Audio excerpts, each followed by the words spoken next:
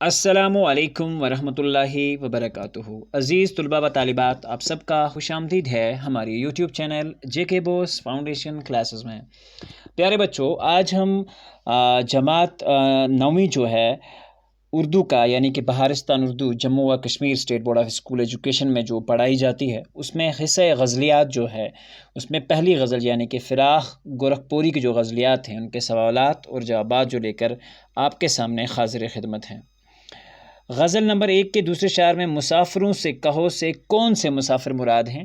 تو یہ پہلا کوسچن ہے، اور کوسچن ڈسکس کرنے سے پہلے ہم آپ سے کہہ دیں کہ اگر آپ چینل پر نئے ہیں، چینل کو سبسکرائب کریں، پلے لسٹ میں جا کر اپنی کلاس کے سارے ویڈیوز جو ہیں وہ بآسانی طور دیکھ سکتے ہیں۔ تو امید کرتے ہیں کہ ہماری یہ کوشش جو ہے آپ کو بہت زیادہ پسند آئے گی، اور آپ اپنے دوستوں کو ضرور ریکمنڈ کرو گے اس چیز کو، اور انشاءاللہ بہت جلدی ہی اردو میں کچھ دن کا ٹائم ہو، اور اس کے بعد بورڈ پہ آپ کو میتھس اور سائنس کے لیکچرز جو ہیں وہ انشاءاللہ ہم پڑھائیں گے۔ کوشش کر رہے ہیں ہم، ریکروٹمنٹ بھی جاری ہے، اور ہم چاہ رہے ہیں کہ ہمارے پاس بیسٹ ٹیچرز اویلیبل ہوں آپ کے سبجیکٹس پڑھانے کے لیے، تاکہ آپ کو ٹیوشنز وغیرہ کی جانے کی ضرورت نہ پڑے، کیونکہ ہمارا یہی موٹیو ہے کہ وہ بچے جو کسی بھی وجہ سے بیچارے مجبور ہیں تو وہ ہماری چینل سے استفادہ حاصل کر سکیں۔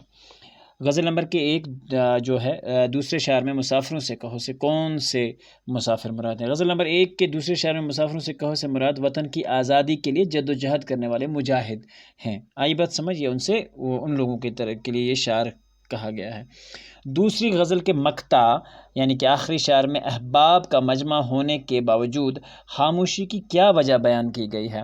دوسری غزل کے مقطع میں احباب کا مجمع ہونے کے باوجود خاموشی کی وجہ محفل میں فراق کا موجود نہ ہونا بیان کیا گیا ہے۔